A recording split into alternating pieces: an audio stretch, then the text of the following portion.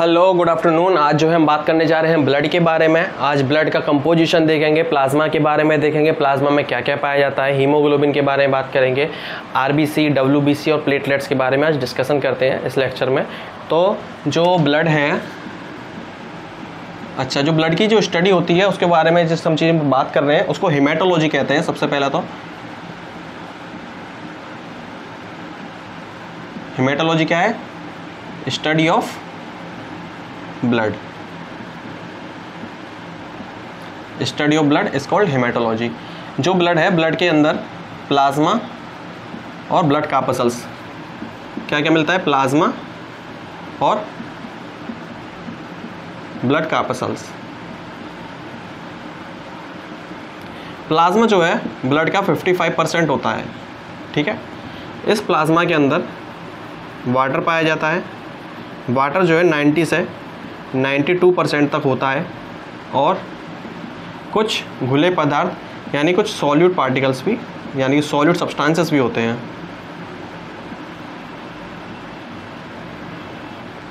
Substances भी होते हैं, ठीक है। ये सॉल्यूट सब्सटेंसेस जो हैं वो क्या क्या हो सकते हैं? ये सॉल्यूट सब्सटेंसेस हो सकते हैं दो तरीके से, यानी कि एक ऑर्गेनिक पार्ट हो सकता है और एक इसका इनऑर्गेनिक सब्सटेंसेस हो सकते हैं।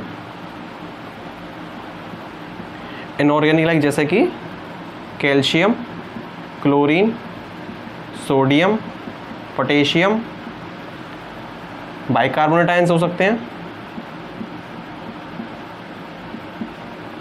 ठीक है ना। बाइकार्बोनेट आयंस हो सकते हैं।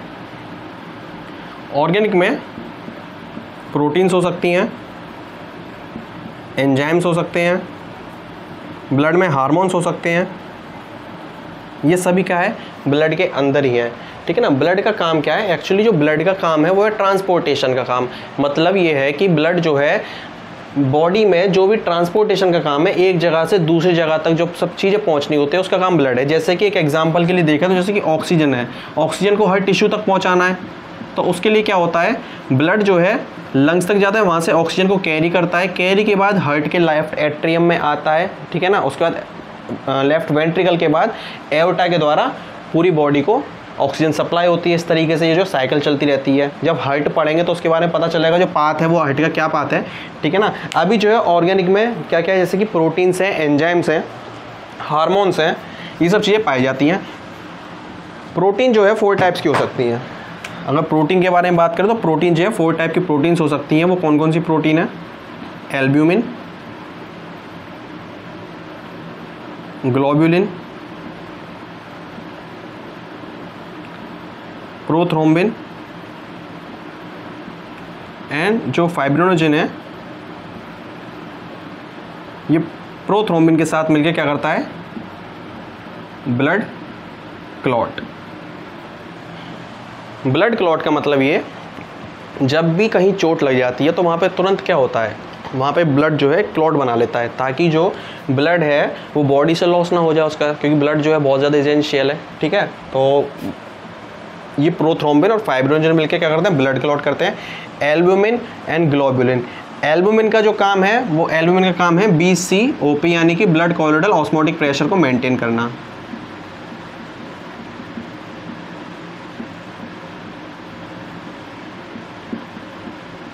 ब्लड कॉलोइडल ऑस्मोटिक प्रेशर को मेंटेन करने का काम किसका है? एल्ब्यूमिन का। ग्लोब्यूलिन का क्या काम है? ग्लोब्यूलिन जो है प्रोटीन 3 टाइप की होती है, अल्फ़ा, बीटा एंड गामा, जिनका मेनली इम्यूनिटी में हेल्प करते हैं, ठीक है ना। तीनों में से भी कौन सी? Gamma protein. गामा प्रोटीन जो है मेनली इम्यूनिटी के लिए, प्रतिरक्षा में जो है हेल्प करती है। अल्फ़ा और बीटा का क्या काम है? अल्फ़ा जो है Fe का ट्रांसपोर्टेशन करता है, ठीक है ना, और बीटा जो है कॉपर Cu2+ का, ठीक है। तो एल्ब्यूमिन का काम क्या है? Blood colloidal osmotic pressure. Globulin जो हमारी इम्यूनिटी पार्टिसिपेट कर रही है। जो प्रोथ्रोम्बिन, फाइब्रिनोजेन है, ये क्या कर रहे हैं? मिलकर ब्लड क्लॉट में हेल्प करते हैं, ठीक है ना। तो ये सब चीज़ें किस में आती हैं? सब चीज़ें प्लाज्मा के अंदर आती हैं, ठीक है ना। दूसरी तरफ जो चीज़ें आती हैं वो है हमारी ब्लड कार्पसल्स, और इन ब्लड कार्पसल्स के अंदर क्या क्या आता है? RBC, WBC and platelets RBC को और क्या कहते हैं, आरबीसी का दूसरा नाम है इरिथ्रोसाइट, डब्ल्यूबीसी का ल्यूकोसाइट और प्लेटलेट्स का थ्रोम्बोसाइट। तो अभी हमने जो है बात करी वो हमने ब्लड के बारे में, प्लाज्मा के बारे में बात करी। प्लाज्मा के अंदर हमने देखा जो है वाटर होता है और जो है वो सॉलिड सब्सटेंसेस होते हैं। वाटर जो है 90 से 92% होता है और सॉलिड सब्सटेंसेस में जो है ऑर्गेनिक और इनऑर्गेनिक पार्ट में हमने देखा, जैसे कि इनऑर्गेनिक पार्ट में हमको calcium, potassium, chlorine, bicarbonate ions और जो सोडियम पाया जा रहा है। और जैसे कि हमने देखा ऑर्गेनिक में प्रोटीन्स पाए जा रहे हैं, हार्मोन्स पाए जा रहे हैं, एंजाइम्स पाए जा रहे हैं। प्रोटीन जो है हमने देखे कि प्रोटीन जो है एल्ब्यूमिन जो है BCOP यानी कि ब्लड कोलेस्ट्रॉल ऑस्मोटिक प्रेशर को मेंटेन कर रहा है। एल्ब्यूमिन के बाद हमने जो देखा दूसरा काम जो है ग्लोबुलिन का, ग्लोबुलिन जो है इम्यूनिटी में हेल्प कर रहा है। ये 3 टाइप की है, अल्फ़ा बीटा गामा ग्लोबुलिन्स। उसके बाद जो है प्रोथ्रोम्बिन और फाइब्रोनोजेन मिलकर दोनों साथ में मिलकर क्या कर रहे हैं, ब्लड क्लॉटिंग में हेल्प करते हैं। अब इसके बाद हम जो है बात करेंगे, वो बात करेंगे ब्लड कार्पसल्स के बारे में।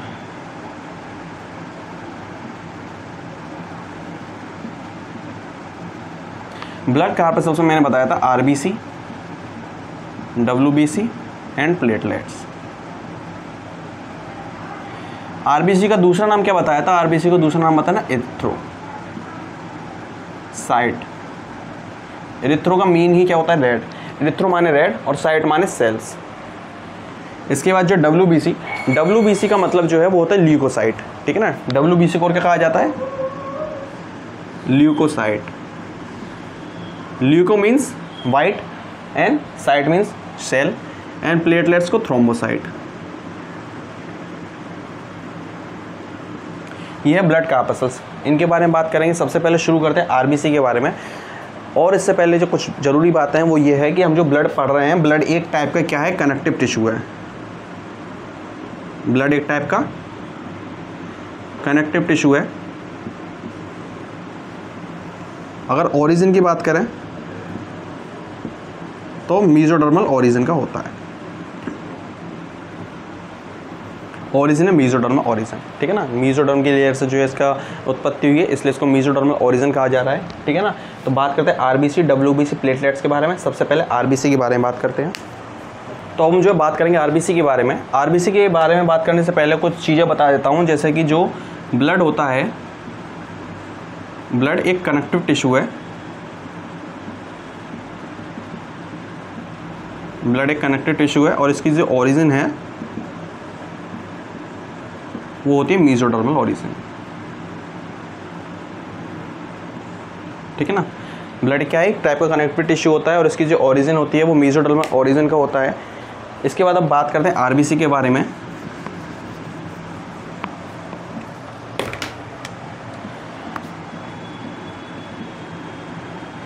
आरबीसी का दूसरा नाम क्या बताया था, इरिथ्रोसाइट। अगर शेप की बताएं, आरबीसी की जो शेप होती है वो होती है बाइकॉनकेव, कुछ इस टाइप की। बाइकॉनकेव भी इसलिए हो जाती है क्योंकि पहले जब ये प्री मैच्योर थी, उस टाइम जब मैच्योर नहीं हुई थी, तो इसके पास क्या था, न्यूक्लियस था, ठीक है ना। न्यूक्लियस जब इसमें से हट जाता है तो उसके बाद जो शेप हो जाती है इसकी वो बाइकॉनकेव शेप हो जाती है।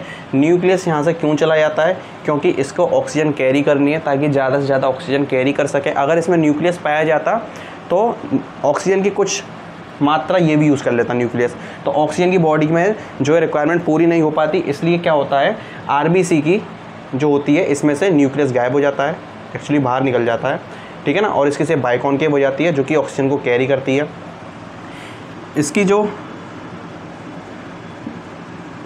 उम्र है वो है 120 दिन। 120 दिन तक क्या रहती है, जीवित रहती है हमारे ब्लड में। उसके बाद जाकर मर जाती है, ऑक्सीजन को कैरी करती है। जब ये डेड हो जाती है तो कहाँ जाती है, स्प्लीन में जाती है, स्प्लीन में जाती है। इसलिए स्प्लीन को जो है आरबीसी का कब्रिस्तान यानी कि ग्रेवयार्ड ऑफ आरबीसी भी कहते हैं।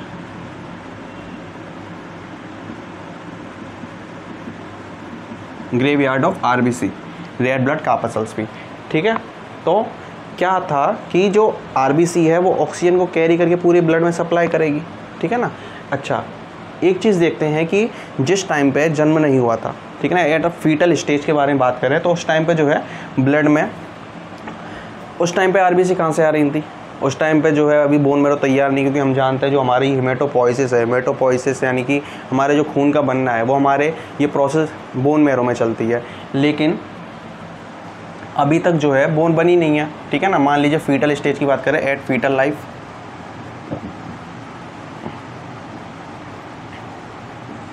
फीटल लाइफ के बारे में बात करें तो आरबीसी जो है सबसे पहले बनती है यॉल्क सैक में,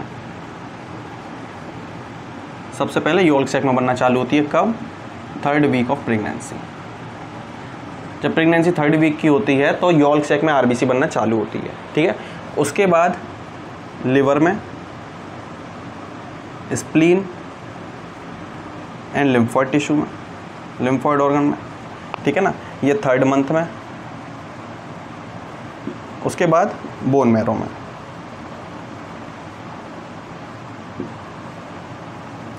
बोन मैरो में 4th मंथ तक बोन मैरो में बनने लगती है आरबीसी। होता कैसे एक्चुअली में, कुछ सेल्स होती हैं, जैसा कि आपने स्टेम सेल के बारे में सुना होगा, ये स्टेम सेल ही क्या है एक्चुअली में प्रोडक्शन कर रही हैं, ठीक है ना। जो स्टेम सेल पहले यॉल्क सैक में पाई जा रही थी वो माइग्रेट करती है इस लिवर, स्प्लीन, लिम्फोइड टिश्यूज़ में, और उसके बाद माइग्रेट करती है बोन मैरो में, तब जाके बोन मैरो तैयार होता है और उसके अंदर हेमेटोपोइसिस चलती है। अच्छा, हेमेटोपोइसिस मतलब खून बनने की प्रक्रिया, हेमेटोपोइसिस।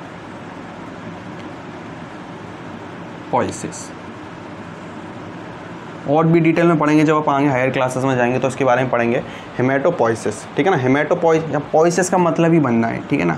हेमेटो का मतलब हो गया ब्लड, हेमेटो का मतलब हो गया ब्लड, पोइसिस का मतलब हो गया बनना, यानी कि ब्लड का बनना। अगर मैं बोलूँ आरबीसी के बारे में तो इरिथ्रोपोइसिस, ल्यूकोपोइसिस,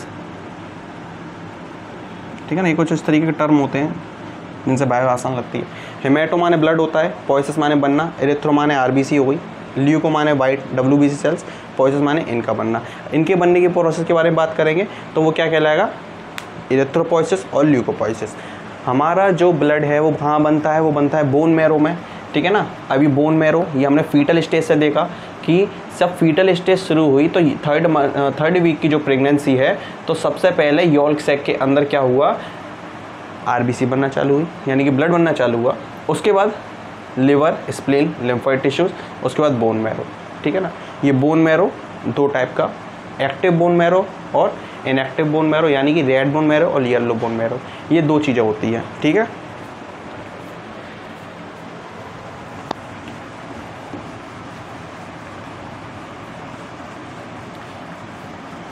तो पता चल गया आरबीसी की जो शेप है वो बाइकॉन्केव क्यों होती है, ठीक है। हेमेटोपोइसिस के बारे में देखा, इरिथ्रोपोइसिस, ल्यूकोपोइसिस, ग्रेवयार्ड ऑफ आरबीसी किसे कहा जाता है, स्प्लीन को कहा जाता है, ठीक है। ये सारी चीज़ें ज़रूरी है, इन सब चीज़ों के बारे में पता होना चाहिए, सब बेसिक्स की चीज़ें हैं।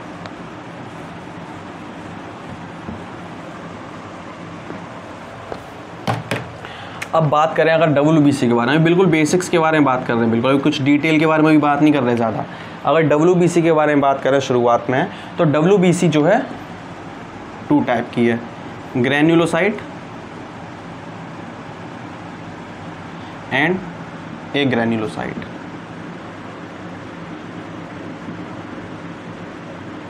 ग्रैन्युलोसाइट में 3 टाइप की डब्ल्यूबीसी के बारे में बात करेंगे, न्यूट्रोफिल जो कि मोस्ट अबंडेंट है, बेसोफिल एंड इयोसिनोफिल। इयोसिनोफिल या एसिडोफिल्स भी कहते हैं इसको, ठीक है ना। ग्रैन्युलोसाइट में न्यूट्रोफिल, बेसोफिल, इयोसिनोफिल, ठीक है। एक ग्रैन्युलोसाइट में monocyte and lymphocyte.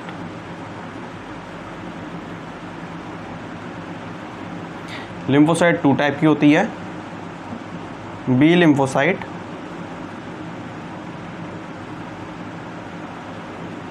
And second is T lymphocyte.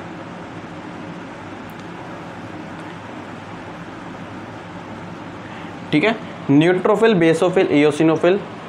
एक ग्रेनुलोसाइट में मोनोसाइट, लिम्फोसाइट। लिम्फोसाइट 2 टाइप की, B lymphocyte and T lymphocyte. Neutrophil, basophil और इयोसिनोफिल या एसिडोफिल्स। इन्हें ग्रेनुलोसाइट क्यों कहा जाता है? क्योंकि इनकी जो सेल्स है, ठीक है ना, सबसे पहले अगर बात करें न्यूट्रोफिल के बारे में, न्यूट्रोफिल जो है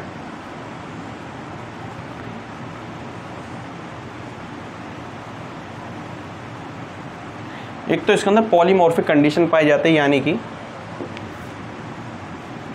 न्यूक्लियस 2 या 2 से अधिक होते हैं, ठीक है ना, 1 या 2 से अधिक न्यूक्लियस पाए जाते हैं न्यूट्रोफिल के अंदर, ठीक है। और क्या बात है, इसको न्यूट्रोफिल क्यों कहा जाता है? कि इसके अंदर कुछ ग्रेन्यूल्स भी पाए जाते हैं, कुछ ग्रेन्यूल्स पाए जा रहे हैं इसके अंदर।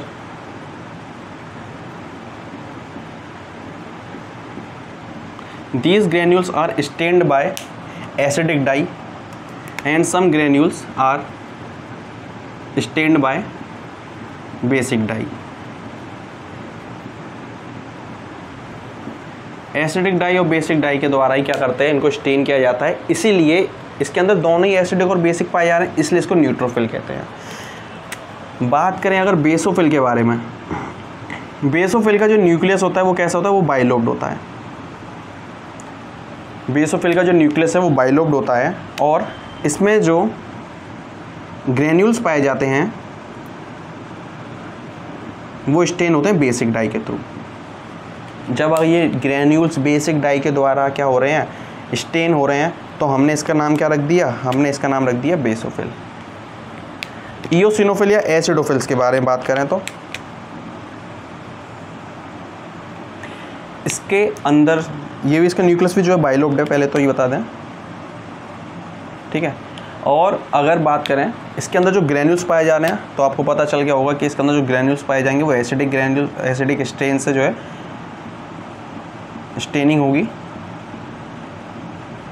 जब एसिडिक डाइसेस को स्टेन कर रहे हैं तो इसका नाम क्या पड़ गया? एसिडोफिल या इयोसिनोफिल, ठीक है ना, जिसके अंदर दोनों ही बेसिक और एसिडिक दोनों ही डाई से इनको स्टेन किया जा रहा है, तो इसलिए इसका नाम क्या रख दिया? Neutrophil. Basophil basic stain, eosinophil acidic, ठीक है ना। अच्छा, अब समझते हैं ग्रेन्युलोसाइट को। ग्रेन्यूल्स आपको जो मतलब जैसा कि आपको लगता है ना कि ग्रेन्युलोसाइट जो इनके अंदर ग्रेन्यूल्स है और एक ग्रेन्युलोसाइट वो है जो के पास मतलब ये ग्रेन्यूल टाइप की नहीं है, ऐसा नहीं है। एक्चुअली मोनोसाइट और लिम्फोसाइट एक्चुअली होते ग्रेन्यूल टाइप की हैं, लेकिन ग्रेन्युलोसाइट इनको इसलिए कहा जा रहा है क्योंकि इनके अंदर जो है ग्रेन्यूल्स मिल रहे हैं, ठीक है, इसलिए इनको ग्रेन्युलोसाइट में रखा गया है। एक ग्रेन्युलोसाइट में ऐसा नहीं है। एक ग्रेन्युलोसाइट का अगर मोनोसाइट के बारे में बात करें तो मोनोसाइट में क्या है? लार्ज न्यूक्लियस, लेकिन कोई ग्रेन्यूल नहीं है, इसलिए इसको मोनोसाइट कहा जाता है, ठीक है।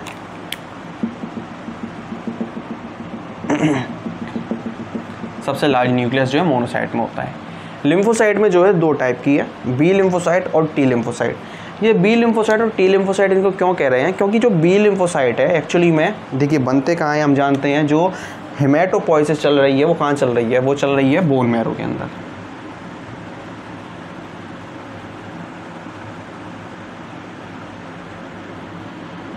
बोन मैरो के अंदर क्या चल रही है? हेमेटोपोइसिस। तो जितनी ब्लड की सेल्स हैं वो सब कहाँ बनेंगी? ब्लड के यानी कि बोन मैरो में। तो हमको पता चल रहा है कि जो हमारा हेमेटोपोइसिस है वो बोन के अंदर हो रहा है। बोन मैरो में जो हेमेटोपोइसिस हमारी चल रही है, तो इसमें जो है जब लिम्फोसाइट बनेंगी, ठीक है ना, अगर वो लिम्फोसाइट मैच्योर हो रही है बोन मैरो के अंदर, कहाँ पे मैच्योर हो रही है? वो बोन मैरो में मैच्योर हो रही है, तो उसका नाम क्या पड़ गया? बी लिम्फोसाइट, ठीक है ना। B stands for bone marrow, okay. तो हमको पता चल रहा है कि वो हमारी लिम्फोसाइट बोन मैरो में बनी है, तो इसलिए उसका नाम बी लिम्फोसाइट है। और अगर लिम्फोसाइट बोन मैरो से जाने के बाद मैच्योर होती है थाइमस में, तो उसका नाम क्या पड़ जाएगा?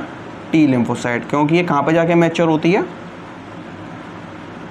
थाइमस, थाइमस ग्लैंड में, बिहाइंड द स्टर्नम एक ग्लैंड मौजूद है जिसका थाइमस कहते हैं, ठीक है ना, जो थाइमोक्सिन हार्मोन का सेक्रेशन करती है, जो कि हमारी इम्यूनिटी में हेल्प करता है।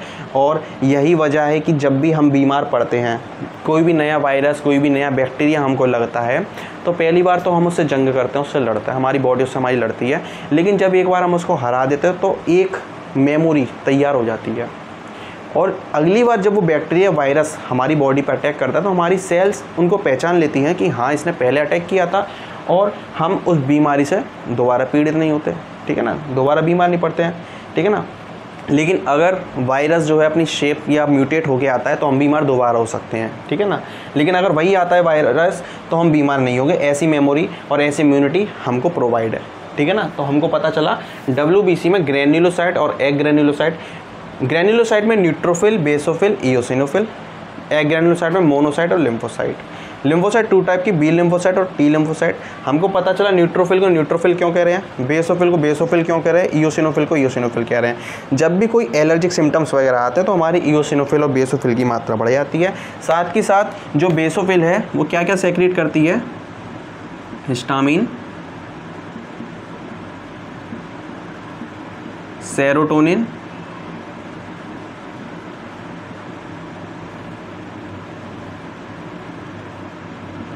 हेपेरिन। बेसोफिल जो सेक्रेट करती है, साथ मास्ट सेल भी इसे सेक्रेट करती है एक्चुअली में, हिस्टामिन, सेरोटोनिन और हेपेरिन का सेक्रेशन बेसोफिल करती है, ठीक है ना। जब भी एलर्जिक सिम्टम्स वगैरह होते हैं तो ये क्या हो जाती है, एक्टिवेट हो जाती है, ताकि जो बाहर का जो एलर्जन है बॉडी में एंटर किया है उसको किल कर सके। साथ के साथ में जब भी हमारी बॉडी में कोई भी बाहर का पैथोजन या कोई भी बैक्टीरिया, कोई भी वायरस, ठीक है ना, एंटर होता है बॉडी में, तो हमारी सारी WBC उनसे लड़ने का काम करती हैं। मोस्ट अबंडेंट जो न्यूट्रोफिल होती है, बेसोफिल, इयोसिनोफिल, मोनोसाइट और लिम्फोसाइट, ठीक है ना। इसके बाद जो आती है वो प्लेटलेट्स आती हैं। प्लेटलेट्स का जो फंक्शन है वो फंक्शन है हमारे ब्लड क्लॉट में हेल्प करना। प्लेटलेट्स की वजह से ही जब भी क्या होता है, कहीं भी हमारी बॉडी में कट लगता है या कुछ भी होता है जहाँ से ब्लीडिंग शुरू हो जाती है, तो वहाँ से क्या होता है कि जो प्लेटलेट्स हैं वो आती हैं, ठीक है ना, और फाइब्रोनोजन वहाँ पे जो जाल तैयार करते हैं, वहाँ पे जाकर जब वो प्लेटलेट्स जाके चिपक जाती हैं तो उससे क्या होती है, ब्लीडिंग स्टॉप होती है, ठीक है ना। इस चीज़ के बारे में बात करेंगे।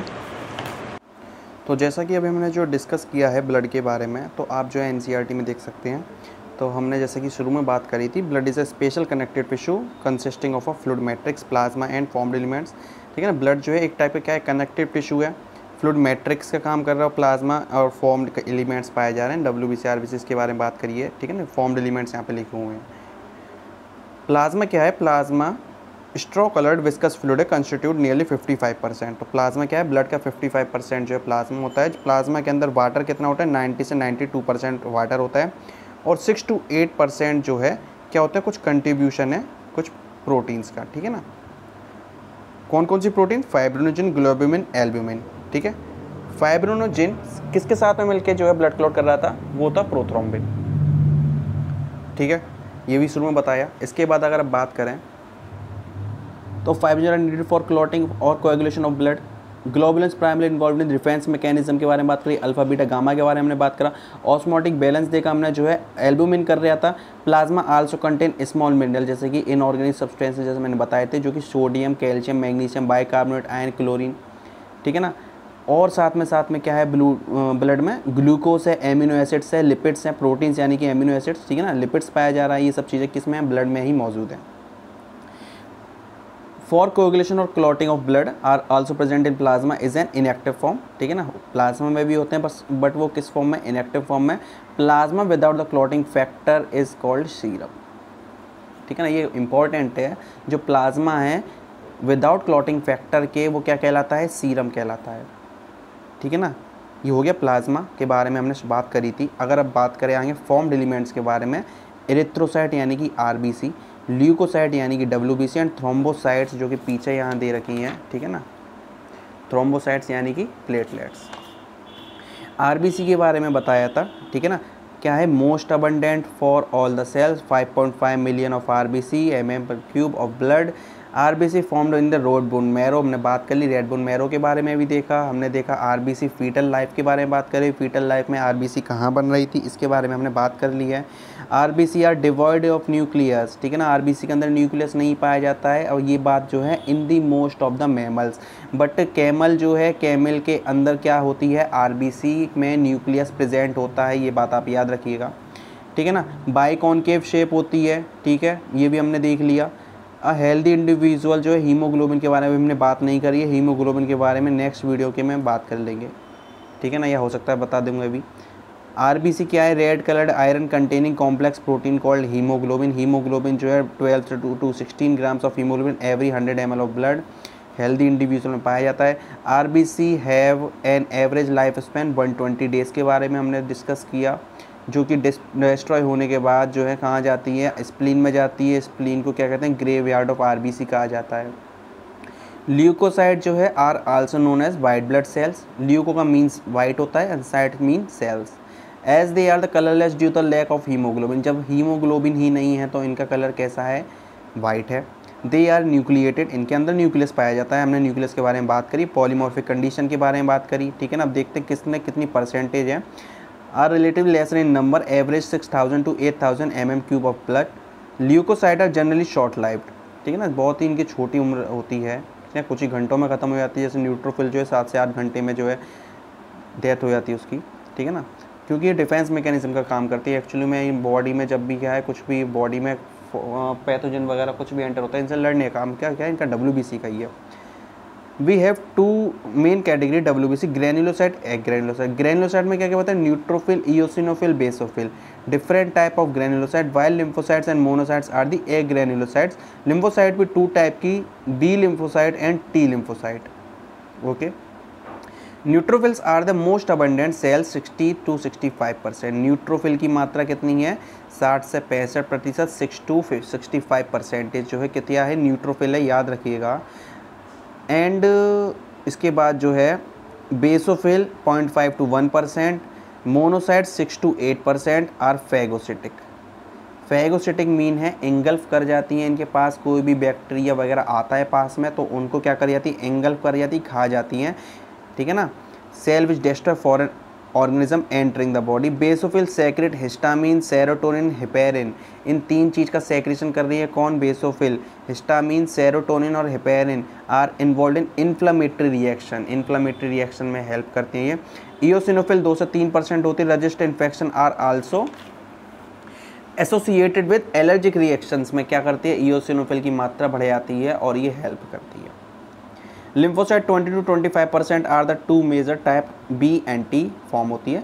Both B and T lymphocytes are response for immune response के लिए, ठीक है ना, हमारी जो प्रतिरक्षा है यानी कि हमारी इम्यूनिटी है उसके लिए कौन जिम्मेदार है, लिम्फोसाइट्स। कौन कौन सी, B lymphocyte and T lymphocyte. इसके बाद अगर आप बात करें थोड़ा तो ये है थ्रोम्बोसाइट्स के बारे में। Thrombocytes are cell fragment produced megakaryocytes, 1.5 lakh से 3.5 लाख जो नॉर्मल है, ठीक है ना। Platelets can release a variety of substances, most of which are involved in the coagulation or clotting of blood. Involved in coagulation and clotting of blood. A reduction their number can lead to clot disorder, will lead excessive lot. अगर इनका count कम हो जाए तो क्या होगा, person में excessive blood loss हो सकता है, ठीक है ना। इसके बारे में बात करेंगे अब और आगे देखेंगे ब्लड ग्रुप सिस्टम के बारे में, और साथ ही साथ में हमारा एक जो टॉपिक है बचा, ये जो हीमोग्लोबिन के बारे में बचा, हीमोग्लोबिन के बारे में बात करेंगे।